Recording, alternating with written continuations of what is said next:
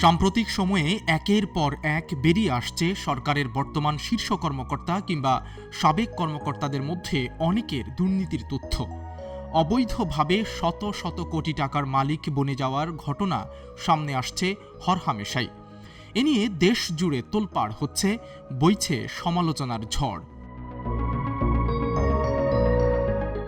সরকারের নানা পর্যায়ের কর্মকর্তাদের পিলে চমকানো দুর্নীতির খবর যখন প্রকাশ্যে আসছে, তখন তাদের সম্পদের হিসাব বিবরণী জমা দিতে এবং সরকারি কর্মচারী আচরণ বিধিমালা হালনাগাদের নির্দেশনা দেন আদালত।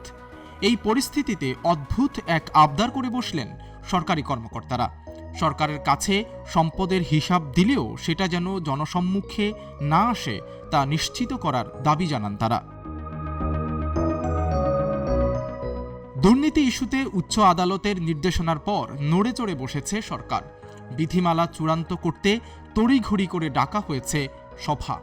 সেখানেই দাবি তোলা হয়, সরকারি কর্মকর্তা কর্মচারীদের সম্পদের হিসাব গোপন রাখতে হবে, কোনোভাবেই জনসম্মুখে আনা যাবে না।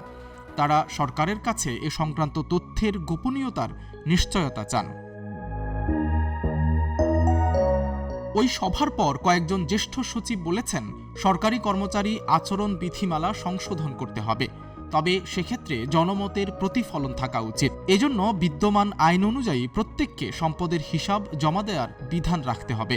এজন্য প্রয়োজনে আরও জনবল নিয়োগ করতে হবে, কারণ বিদ্যমান জনবল দিয়ে প্রায় 14.5 লাখ সরকারি চাকরিজীবীর সম্পদের হিসাব যাচাই বাছাই করা কোনোভাবেই সম্ভব নয়। সরকারি কর্মচারী বিধিমালা 1979 অনুযায়ী 5 বছর পর পর সরকারি চাকরিজীবীদের সম্পদের বিবরণ দাখিল এবং স্থাবর সম্পত্তি অর্জন বা বিক্রির অনুমতি নেয়ার নিয়ম রয়েছে, কিন্তু সরকার বিধিমালাটি বাস্তবায়ন করছে না।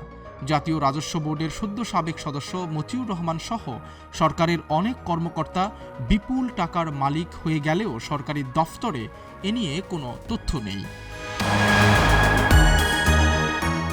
সাবেক সচিব ও সংশ্লিষ্ট বিশেষজ্ঞরা বলছেন, দীর্ঘ সময় সম্পদের হিসাব নেয়া সংক্রান্ত সংশোধনের কাজ ঝুলে থাকাটা শুধু কর্মকর্তাদের সমস্যা নয়, রাজনৈতিক নেতৃত্বেরও বড় ব্যর্থতা।